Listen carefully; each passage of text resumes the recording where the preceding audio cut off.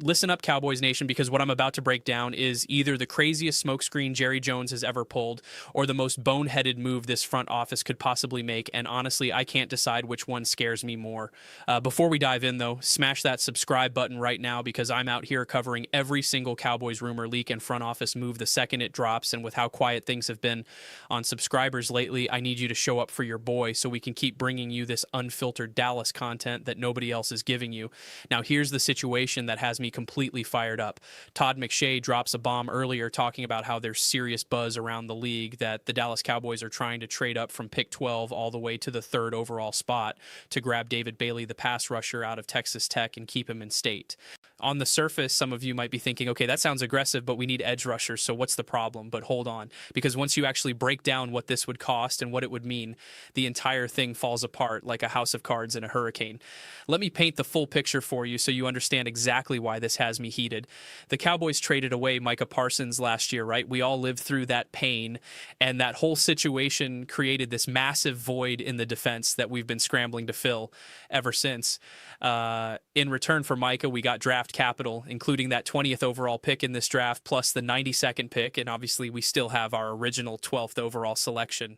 So the front office spent almost a full year dealing with the fallout of losing a generational talent, and now free agency came and went, and sure, they patched up some holes, but nowhere near all of them. And we're still sitting here with major needs at edge rusher, linebacker, safety, and even some depth at corner. The defense has more gaps than a teeth in a hockey player's mouth, and that's just facts. Now, here comes the draft, and according to these reports floating around the Cowboys, Brass wants to package multiple picks, maybe the 12, the 20, and that second rounder to jump all the way up to 3 and grab Bailey. You hearing this? They want to trade away all the assets we got from the Parsons deal, plus more just to draft one single rookie edge rusher. Let that sink in for a second, because when you say it out loud, it sounds absolutely insane. Here's what nobody is talking about, though, and this is the part that should have every Cowboys fan pausing. If Dallas actually goes through with this trade, you're essentially saying that we traded Micah Parsons, one of the most dominant defensive players in football, plus 2 first-round picks for David Bailey. That's the math. That's what it boils down to. Oso Diggy, I'm sorry, Micah Parsons autocorrect in my brain, but you get it. We gave up a proven all-pro caliber player, and the capital we got back would all be going into one unproven college kid. Now, don't get me wrong. Bailey is a talented pass rusher, and if he's sitting there at 12, I'd be thrilled to take him, but is he worth 3 top 100 picks? Absolutely not. Is the gap between Bailey and someone like Cassius Ho or one of the other edge rushers in this class so massive that it justifies giving up 2 other starting caliber players we could draft? Hell no. This isn't like we're trading up for a generational quarterback prospect or the next Myles Garrett type of guy who's a can't-miss Hall of Fame talent. Bailey is good, but he's got flaws too. He's more of a pure pass rush specialist who's still learning to play the run, and that's a legitimate concern, especially in the NFC East, where you're facing physical offenses twice a year minimum. And here's the kicker that makes this whole thing even more suspicious to me. Why in the world would the Dallas Cowboys leak this information if this was actually their plan? Think about it logically for a second.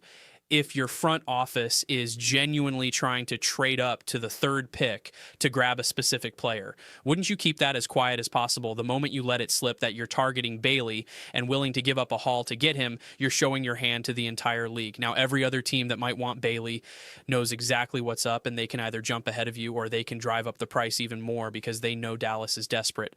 The Cardinals holding that 3rd pick can sit back and say, well, we know the Cowboys are offering 12, 20, and 92, so if you want to beat them, you better come stronger.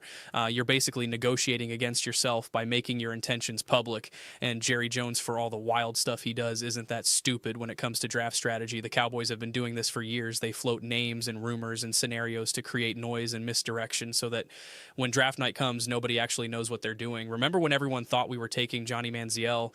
Remember all the smoke around certain prospects that we never actually picked? This is classic Dallas Cowboys draft season theater, and I'm calling it right now. This is a smokescreen. What makes way more sense given our situation and our needs is either staying put at 12 and 20 and grabbing 2 solid starters, or even better, trading back from one of those spots to accumulate more picks. We need bodies, we need depth, we need multiple contributors, not just one shiny toy at the top of the draft. Let me throw out a hypothetical that actually makes sense for this roster. What if instead of trading up, we stay at 12 and we take the best defensive player player available, whether that's Mansour Delane if he's there, or one of the top linebackers like Jacob Rodriguez or Anthony Hill Jr. Then at 20, you grab another impact piece, maybe a safety like Taki Wheatley out of Penn State, or one of the edge rushers that's still on the board like Ho or Pritchard, or even Arm Mason Thomas if you want another body up front. Then with that 92 pick, you could snag a developmental corner or even take a swing at Muhammad, the quarterback out of Texas, if you want to think long-term behind Dak. 3 quality players, 3 guys who can contribute right away or develop into starters versus one edge rusher who still has to prove he can handle NFL offensive tackles. Which scenario actually helps this defense more? It's not even close. Or let's say you want to get even more aggressive with asset management. You trade back from 12 to somewhere around 16 or 18. You pick up an extra second or third round pick in the process. You still get a really good player because this draft is deep, and then you keep the 20, and now you've got even more ammo to build with. That's how you rebuild a defense that lost its best player, not by going all in on one guy who might take 2 or 3 years to become elite if he ever gets there at all. But here's what really gets me, and this is something the front office needs to hear loud and clear.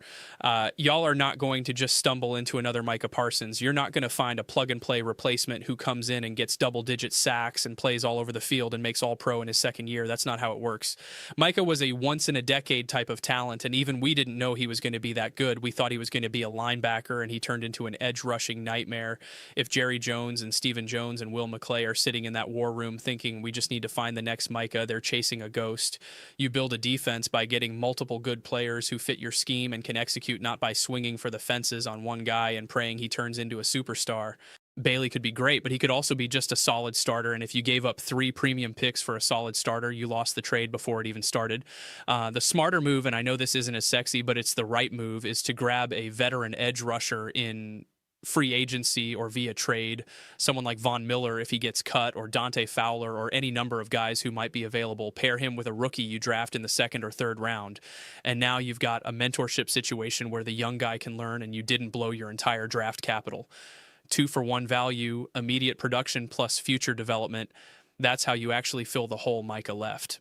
The crazy part is we're also hearing some rumblings that one of the top prospects people had mocked in the top 10, I'm talking about Ruben Bain, might be sliding down draft boards because of some off-field stuff that's about to come out. Now, I'm not going to speculate on what that is because none of us know the details yet, and it wouldn't be fair to the kid, but if that's true and he's there at 12, that changes everything. You could potentially get a guy who was a top 5 talent at pick 12 without giving up anything, and that's the kind of value you dream about on draft night. Why would you trade away that opportunity and multiple other picks just to move up and grab Bailey when value might fall right into your lap? It doesn't add up unless you think Bailey is head and shoulders above everyone else, and I'm sorry, but he's not.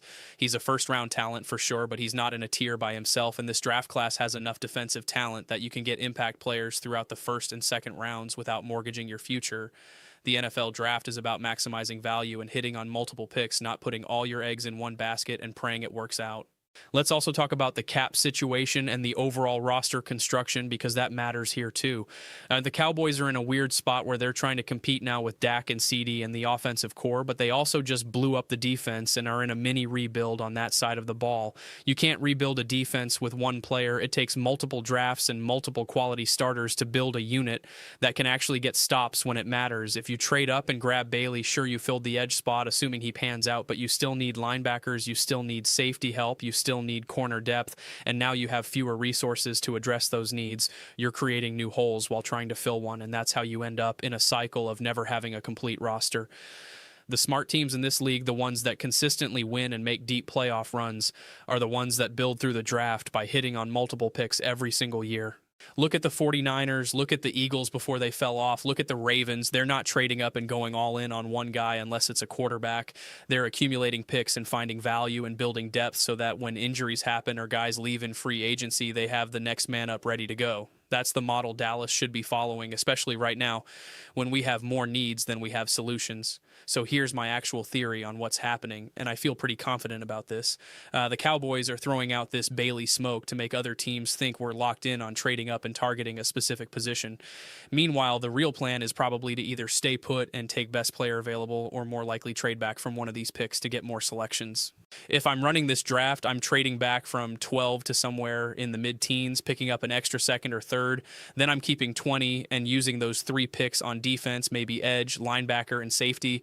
And then I'm using the rest of my picks on depth and developmental guys. That's how you actually address the mess we're in right now. Or maybe they're putting this out there so that a team like the Cardinals or whoever holds a top 5 pick thinks there's a bidding war brewing, and they make a move that shakes up the board in a way that benefits Dallas.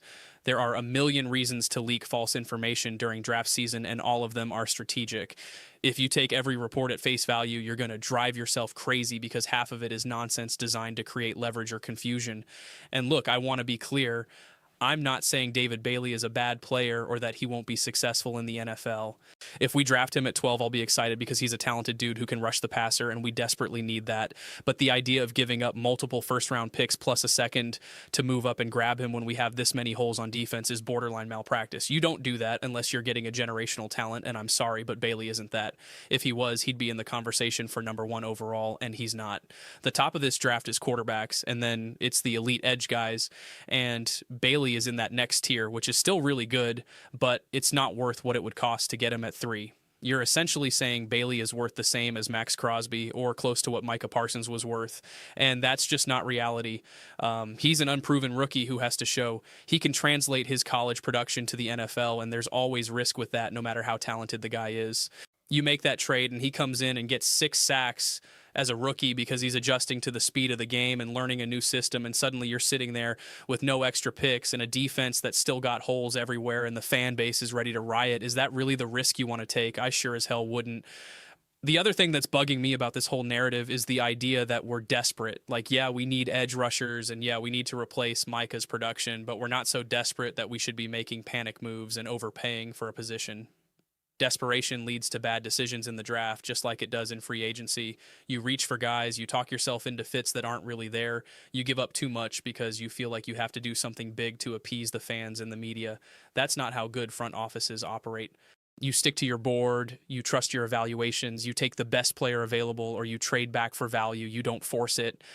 And maybe I'm giving Jerry and Steven too much credit here because they've definitely made some head-scratching moves over the years, but I want to believe they're smarter than this. I want to believe that they understand the situation we're in and they know that we need multiple players, not one expensive gamble. Time will tell, I guess, but if draft night comes and we actually make this trade, I'm going to be sitting here with my head in my hands wondering what the hell just happened. Now, let's flip it for a second and talk about what the best-case scenario actually looks like. The draft starts, maybe a couple quarterbacks go early, maybe the Giants or the Raiders or whoever trades up for a QB, and suddenly a guy that was supposed to go top 8 or top 10 slides down to 12. Could be Delane, could be one of the elite corners if they fall, could even be Bailey if somehow he's still there. You take him without giving up anything and you're thrilled. Then at 20, you've got options. Maybe another team wants to trade up and you get a good offer, so you trade back and pick up more capital, or maybe you stay put and grab another defensive starter. And either way, you're building with multiple pieces instead of putting everything on one pick. That's the dream scenario, and it's totally possible if the board breaks right. And here's the thing. The board breaks weird every single year. Guys slide for reasons nobody expects. Teams reach on players. Somebody makes a surprise trade. Chaos happens, and the teams that are ready to adapt and take advantage are the ones that win the draft. If the Cowboys are flexible and ready to pivot based on what happens in front of them, they could have an incredible draft without doing anything crazy. But if they're locked into this idea of trading up for one specific guy, they lose all that flexibility and they're at the mercy of whether the Cardinals want a deal or not. Let me hit you with one more angle on this because I think it's important. Let's say hypothetically the Cowboys do, trade up and they get Bailey and he's really good. Great, awesome. You got your edge rusher. But what happens next year when you don't have a first round pick or you're missing key picks in the middle rounds? You've got other needs that pop up because guys leave in free agency or they get hurt or they don't develop like you hoped, and now you have fewer resources to fix those problems. You're kicking the can down the road and hoping that one player is good enough to make up for the lack of depth everywhere else. That's not sustainable roster building, and in today's NFL where the cap is tight and you need rookie contracts to provide value, you can't afford to be giving away picks like they're candy. Every pick is a potential starter or a quality backup, and when you trade multiple picks for one guy, you're betting everything on that one guy. The hit rate on draft picks, even in the first round, is not 100%. Guys bust or underperform or take longer to develop than you expect. So why would you concentrate all your risk into one selection instead of spreading it out? It's basic portfolio theory. You diversify so that if one thing doesn't work out, you've got others that can pick up the slack. The Cowboys need to diversify this draft, not go all in on one hand. All right, so here's where I land on all this after breaking it down from every angle. I'm about 90% sure this is a smokescreen, and the Cowboys have no real intention of trading up to 3 for David Bailey. They're floating this to create noise, to make other teams think we're aggressive buyers, to maybe drive up the price for someone else, or to mask what we're actually planning to do. The other 10% of me is terrified that Jerry actually believes this is the move and he's going to do it anyway because he wants the headlines and the splash and the excitement of draft night.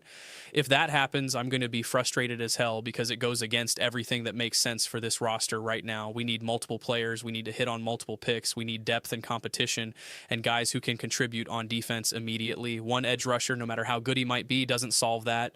The smart play is to stay at 12 or trade back, grab best player available, use the 20 on another defensive starter, and then keep building through the rest of the draft. That's how you fix a defense that's got holes all over the place. That's how you set yourself up for sustained success instead of just hoping one guy saves you. Before I wrap this up, make sure you hit that subscribe button if you haven't already, because we're going to be all over this draft from now until it happens, and you don't want to miss a single update or breakdown. The rumor mill is just getting started, and there's going to be a ton of noise between now and draft day, so you need somebody who's going to cut through the nonsense and give you the real talk, and that's what we do here. Now, I want to hear from you in the comments. Do you think this trade up rumor is real, or is it smoke? Would you be okay with the Cowboys giving up 12, 20, and 92 to move up for Bailey, or do you think that's insanity? What would you do if you were running this draft? Let me know down below, because I love hearing what Cowboys Nation thinks, and honestly, some of you have better takes than half the analysts out there. At the end of the day, we all want the same thing. We want this team to build a defense that can actually get stops. We want to compete for championships, and we want the front office to make smart decisions that set us up for long-term success, not just short-term headlines. Trading up for Bailey doesn't do that, in my opinion, but maybe I'm wrong. Maybe the Cowboys see something in him that makes him worth the haul, or maybe, like I said, this whole thing is just noise and we're going to do something completely different. We'll find out soon enough, but until then, stay locked in, keep the faith, and let's hope Jerry and Steven have a plan that actually makes sense. Drop your thoughts below, hit subscribe, and I'll catch you on the next one, Cowboys.